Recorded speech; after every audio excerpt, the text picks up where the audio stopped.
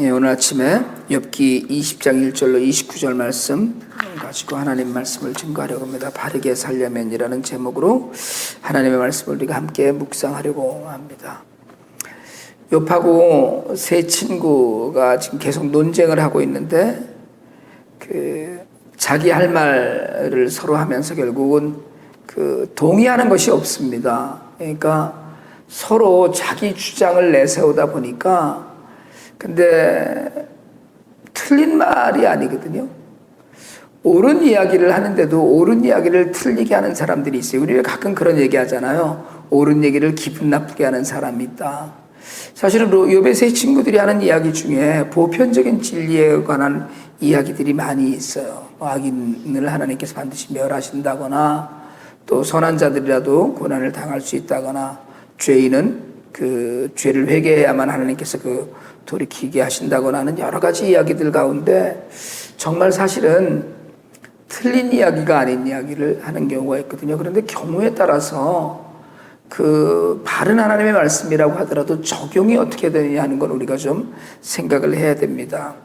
제가 예전에 비즈니스를 할 때 우리 회사에 영업을 이렇게 담당하는 전무가 한 분 있었는데 이 양반이 꼭 나이도 이제 저보다 많은데 사람이 참 좋아요. 사람이 참 좋은데 젊은 직원들을 데리고 나가서 술을 마시면 꼭 무슨 얘기를 하냐면 예수 믿으라는 얘기를 하는 거야.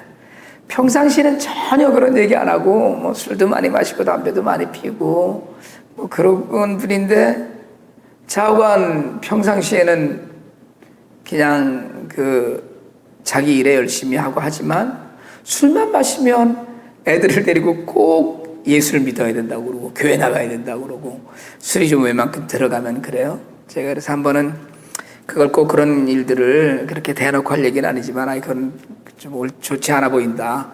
일단 그렇잖아요. 술 마시는 자리에서 꼭 예수 얘기하고 술 마시는 자리에서 꼭 교회 얘기하고 그런 것도 이렇게 앉아서들 그러는 분이 있었는데 경우에 따라서 좋은 얘기잖아요. 교회 나가고 예수 믿으라는 얘기 얼마나 좋은 얘기예요.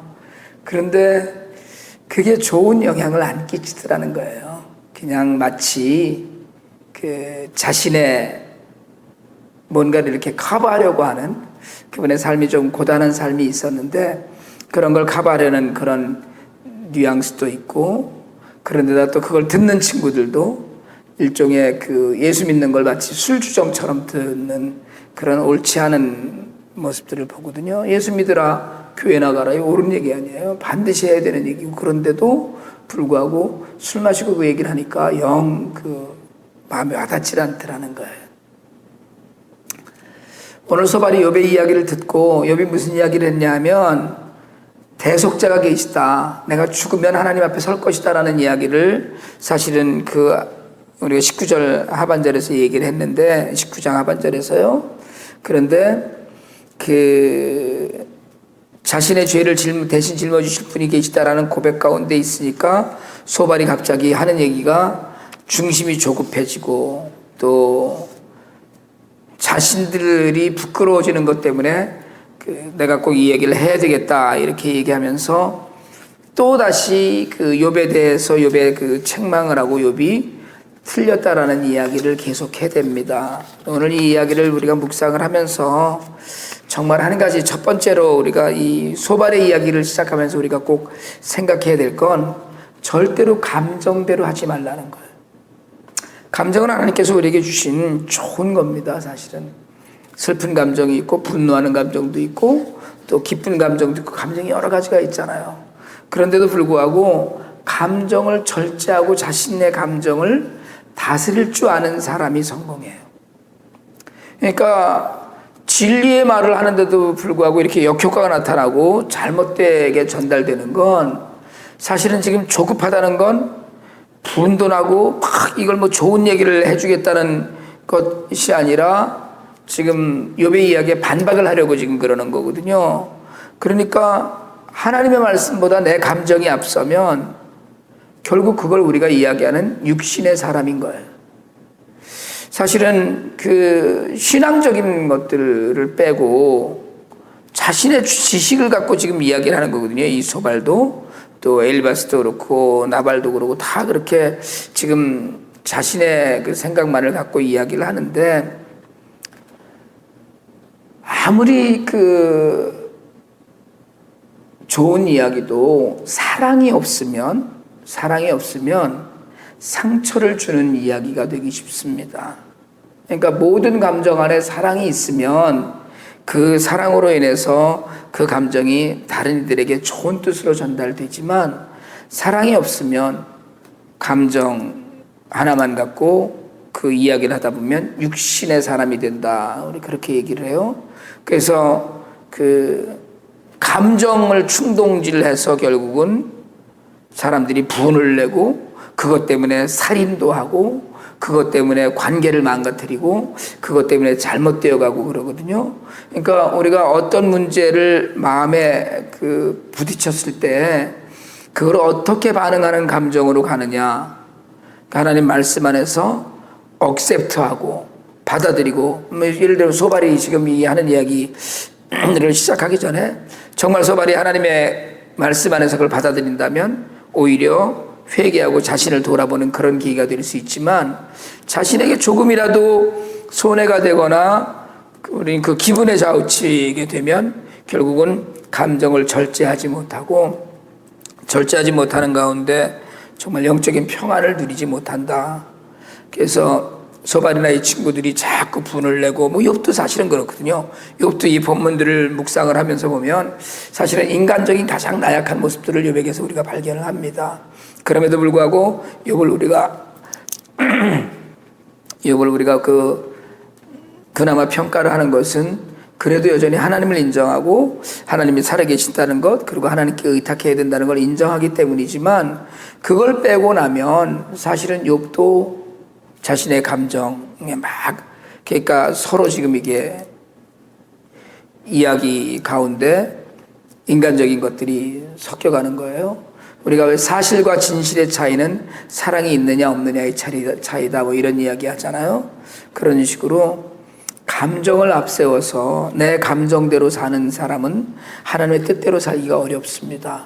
그러니까 어떤 일이 있든지 간에 한 번 더 묵상하고 한 번 더 생각하면서, 첫째는 감사하는 마음, 그리고 두 번째는 용서하는 마음, 이걸 가질 때 영적인 평안이 있는데, 지금 그 소발도 그렇고 다른 모든 친구들이 욥의 이야기 가운데 하나님께 감사하거나 용서하는 마음이 전혀 없는 거예요.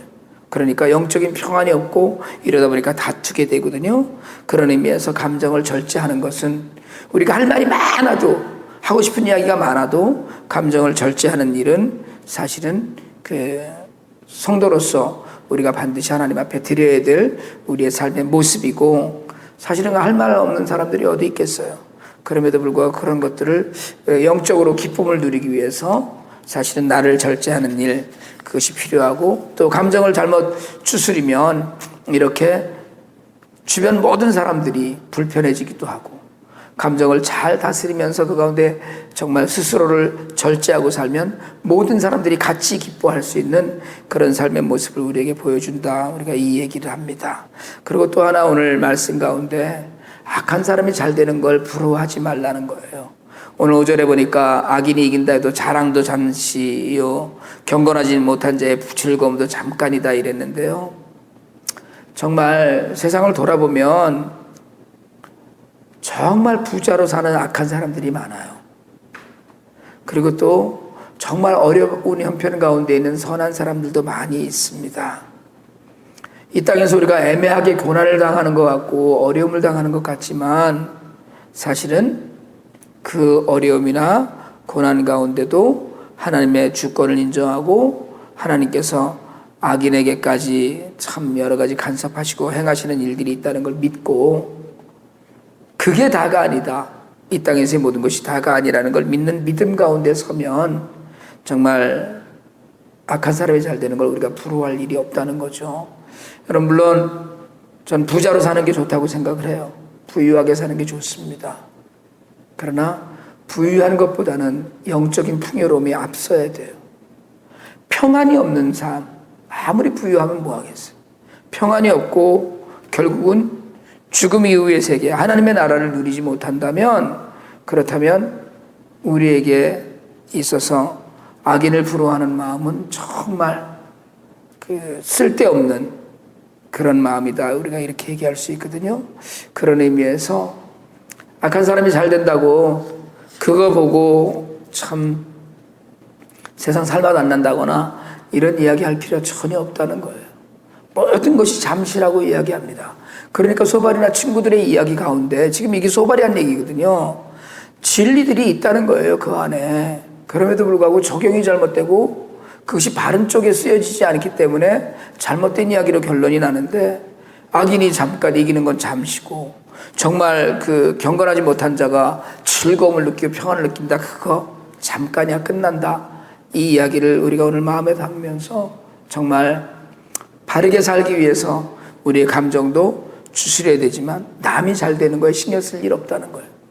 남이 어떻게 되는 거에 전혀 신경 쓰지 않고 나만 기쁘면 돼요.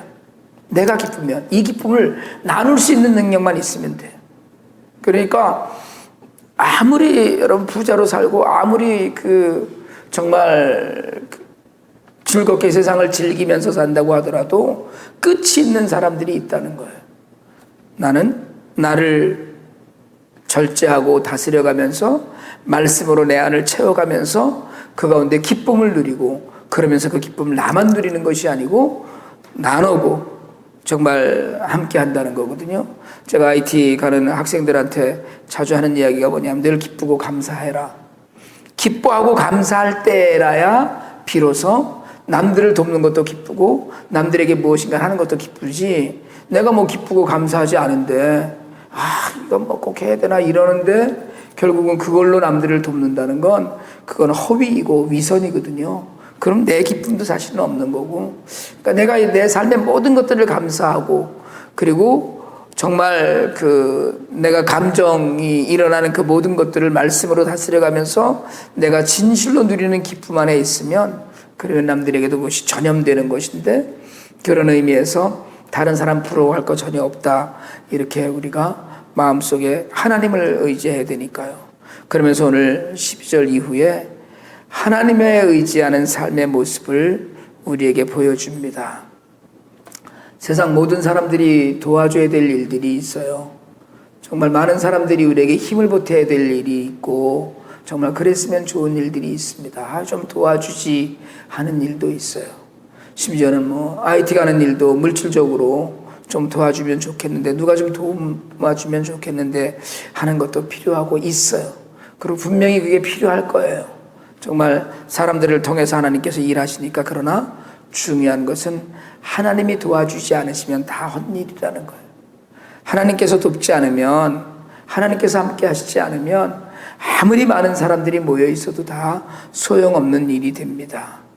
어려움을 당할 때마다 우리가 도움의 필요를 느껴요. 물질적으로 여러 가지 도움도 필요하지만 가장 중요한 것, 하나님께 도와달라고 매달리는 믿음이 있을 때 정말 하나님께서 우리와 함께 하시는 줄 믿습니다. 오늘 말씀 안에서 우리가 정말 우리의 기쁨을 오히려 더 말씀 안에서 누리고, 그 가운데서 정말 남들 부러워하지 할 거 없어요. 우리 삶 안에서 내가 누리는 평안과 내가 누리는 기쁨, 하나님과의 교제가 가장 큰 기쁨입니다. 그 교제 가운데 도우시는 하나님의 손길을 통하여서 우리의 삶이 온전하게 되고, 우리의 삶이 하나님을 인정하는 삶이 되어서 하나님께 모든 것을 돌려드리는 그런 믿음의 능력이 우리 안에 있기를 주님의 이름으로 축원합니다.